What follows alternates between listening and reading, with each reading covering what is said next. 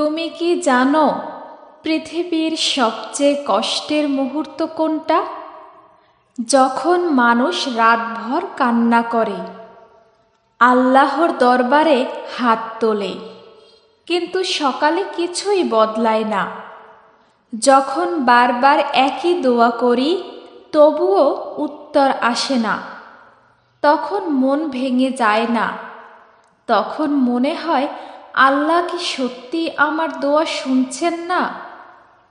এই প্রশ্নটা আজ আমরা খুঁজব, দোয়া কবুল না হওয়ার রহস্য। কিন্তু জানো, আল্লাহ কখনো তোমার দোয়া অস্বীকার করেন না।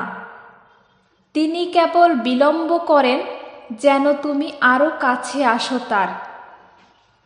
কুরআনে আল্লাহ বলেছেন, আমি আমার বান্দার দোয়া কবুল করি যখন সে আমাকে ডাকে। এই আয়াতের মনে হলো, তুমি যত দূরই থাকো না কেন, আল্লাহ তোমার কান্না শুনেন। কিন্তু আমরা মানুষ, আমরা চাই সব কিছু এখনই হোক। আমরা আল্লাহকে ভালোবাসি, কিন্তু ধৈর্য কম। আর এই ধৈর্যের পরীক্ষাতেই লুকানো থাকে রহমত। আল্লাহ জানেন কখন তোমার জন্য কোন জিনিসটা ভালো। তুমি এখন যা চাও সেটা হয়তো তোমাকে দুর্নীতির পথে নিয়ে যাবে। তাই আল্লাহ দেরি করেন। যেমন বীজ বপন করলে সঙ্গে সঙ্গে গাছ হয় না, তাই না? তেমনি দোয়া বপন করার পর আল্লাহ সময় দেন ফল আসার। কখনো আমরা একটা জিনিস চাই, কিন্তু আল্লাহ দেন অন্য কিছু, যা আরো ভালো। তুমি চাও একটা মানুষকে জীবনে, কিন্তু আল্লাহ তাকে সরিয়ে দেন কারণ সে তোমার ক্ষতি করত। তুমি ভাবো দোয়া কবুল হয়নি, কিন্তু আল্লাহ তোমার অজান্তে তোমাকে রক্ষা করেছেন। কখনো আল্লাহ আমাদের পরিবর্তন চান দোয়া দেওয়ার আগে।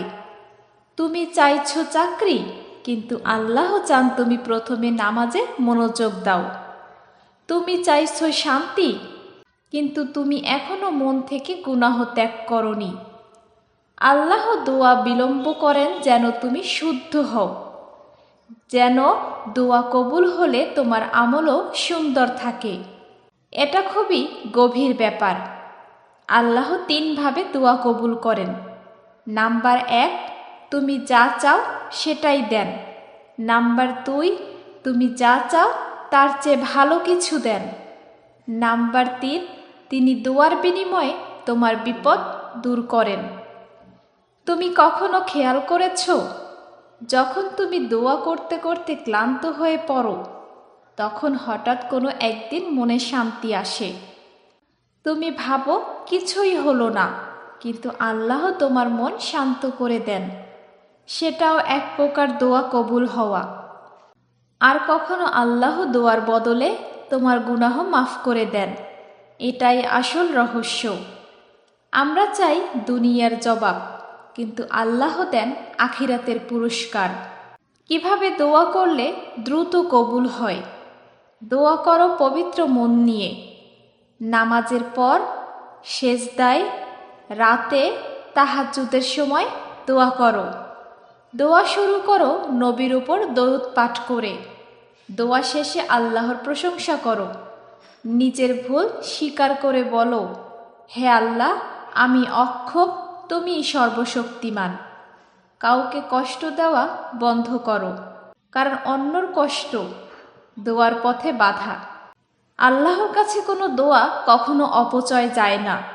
তুমি যেদিন কেঁদে কেঁদে বলেছিলে, হে আল্লাহ, আমাকে শান্তি দাও, সেই কান্নার প্রতিটা ফোঁটা আকাশে লিখে রাখা হয়েছে। একদিন যখন তুমি ভুলেই যাবে, তখন আল্লাহ তোমাকে এমন শান্তি দেবেন। একদিন যখন তুমি ভুলেই যাবে, তখন আল্লাহ তোমাকে এমন শান্তি দেবেন যা তুমি কল্পনাও করনি। কখনো কখনো আল্লাহ তোমার দোয়া দেরিতে কবুল করেন, কারণ তিনি চান তুমি আরও কিছু শিখো, আরও শক্ত হও। যদি আল্লাহ সঙ্গে সঙ্গে তোমার সব দোয়া কবুল করতেন, তাহলে তুমি হয়তো তাকে শুধু চাওয়ার আল্লাহ হিসাবে চিনতে, কিন্তু তিনি চান তুমি তাকে ভালোবাসার আল্লাহ হিসেবে চেনো। যে মানুষ আল্লাহর উপর ভরসা রাখে তার জীবনে কখনো কিছুই বৃথা যায় না। তুমি ভাবো কিছুই হচ্ছে না, কিন্তু আল্লাহ নীরবে তোমার জীবনের প্রতিটা ইট সাজিয়ে দিচ্ছেন ভবিষ্যতের সুখের জন্য। একটা গাছ যেমন ফল দিতে সময় নেয়, তেমনি তোমার দোয়াগুলো ধীরে ধীরে ফুটে উঠছে। আজ তুমি হয়তো কান্নায় ভিজে যাচ্ছ, কিন্তু কাল তোমার সেই কান্নাই হাসির কারণ হবে ইনশাআল্লাহ। তুমি শুধু মনে রেখো, যখন দোয়া বিলম্বিত হয় সেটা তোমার জন্য না নয়, বরং এটা আল্লাহর পক্ষ থেকে একটা সুন্দর বার্তা। অপেক্ষা করো আমার বান্দা, আমি তোমার জন্য আরও বড় কিছু রেখেছি। তোমার কান্না যদি আজ নিঃশব্দ হয়, তবুও জানো আল্লাহ তোমার প্রতিটা নিঃশ্বাসে জানেন তুমি কষ্টে আছো। তুমি শুধু তার কাছে ফিরে যাও, নামাজে হাত তোলো আর একবার বলো, হে আল্লাহ, আমি জানি তুমি আছো। তাহলেই দেখবে তোমার মন হঠাৎ একদিন শান্ত হয়ে গেছে, তোমার জীবন বদলে গেছে। আর তুমি তখন বুঝবে দোয়া কখনো হারায় না, এটা শুধু সঠিক সময়ের অপেক্ষায় থাকে। তুমি যদি আজ দোয়া করে ক্লান্ত হও, তাহলে মনে রেখো আল্লাহ কখনো না বলেন না, তিনি শুধু বলেন অপেক্ষা করো, আমি তোমার জন্য আরও ভালো কিছু রেখেছি। যখন তুমি কান্না করে বলো, হে আল্লাহ আমি পারছি না, তখন আল্লাহ বলেন তুমি পারবে, কারণ আমি তোমার সঙ্গে আছি। তাই হতাশ হয়েও না, যা দেরি হচ্ছে সেটা তোমার ক্ষতির জন্য নয়, তোমার প্রস্তুতির জন্য। তুমি দোয়া চালিয়ে যাও, হয়তো তোমার পরের দোয়াটাই কবুল হওয়ার দোয়া। তুমি দোয়া করে যাও, কারণ হয়তো আজ রাতেই তোমার দরজায় আল্লাহর রহমত কড়া নাড়বে।